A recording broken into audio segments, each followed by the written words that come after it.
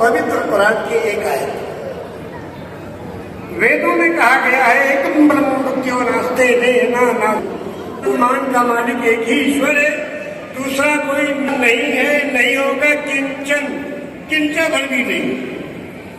और दूसरा मंत्र है एकम एवं अद्वितीय, वो परमेश्वर अकेला है, कोई दूसरा उसका भागीदार नहीं, वो जैसा है वैसा कोई दूसरा नहीं। और पवित्र कुरान ने ये कहा है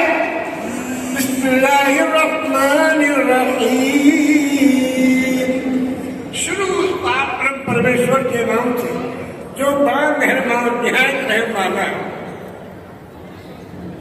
अल्हम्दुलिल्लाहि रब्बिल आलमीन, तमाम तारीफ उसी ईश्वर के लिए, अल्लाह के लिए जो पूरे ब्रह्मांड का बनाने वाला ब्रह्मा है, भोजन देने वाला विष्णु है और संहार करने वाला महेश।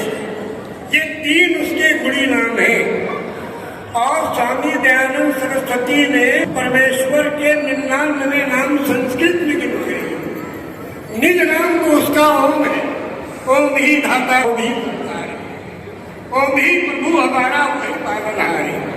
तो निज नाम ओम, बाकी 99 नाम उसके जो है बाकी है, यानी उसमें क्वालिटीज है कि ये सारी क्वालिटी है। और ऐसे ही पवित्र कुरान में भी 99 नाम है। अब चूंकि ये मजलिस बहुत कम समय दिया है हमें और बात तो करनी ही पड़ेगी अपनी, जिसलिए आए से यहाँ तक मर्यादा पुरुषोत्तम श्री रामचंद्र जी के नाम से ये पूरी मजलिस मंसूब की गई। उन्हीं के नाम पे ये रखा गया विश्वधर्मी प्रोग्राम जो माननीय करार सर ने रखा है। हम माननीय करार सर को करार सर जी नहीं कहते हैं, हम कहते हैं इस दौर के स्वामी विवेकानंद है। बिल्कुल वही वही पर्सनालिटी, वही शक्ल सूरत, वही हाइट और चेहरे पर चमक, बिल्कुल ये समझिए ये सेकंड विवेकानंद जी है। रामचंद्र जी के बारे में जो एक कविता है छोटी सी, जब प्रस्थान किया उन्होंने जंगल में जाने के लिए तो पिताजी से आज्ञा लेने गए। उस दो पंक्ति को सुना के अपनी बात खत्म करें। रुखसत हुआ वो बाप से लेकर खुदा का नाम और राहे वफा की मंजिलें अव्वल हुई तमाम। जब आज्ञा पूछो श्री रामचंद्र जी जाने लगे तो पिता की आज्ञा लेने के लिए और आखिरी दर्शन करने के लिए राजमहल में प्रवेश किए और कहा पिताजी हम आपकी आखिरी आज्ञा और आपके आखिरी दर्शन के लिए आए हैं। तो पिताजी उनको देखते थे और आंखों से धारा बहती रही। रुखसत हुआ वो बाप से लेकर खुदा का नाम, राहे वफा की मंजिलें अव्वल हुई तमाम। यहाँ पे पिता की आज्ञाकारी पुत्र की पहली मंजिल वफादारी की।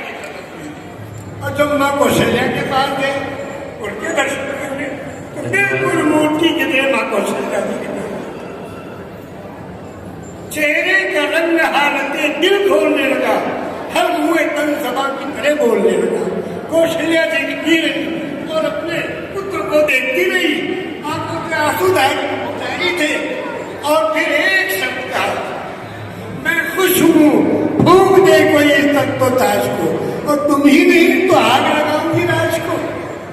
जब तुम ही नहीं रहते मेरे पुत्र तो मैं क्या करूंगी राज रियासत को लेकर। और सब कुछ छोड़ के श्री रामचंद्र जी वनवास को चले गए।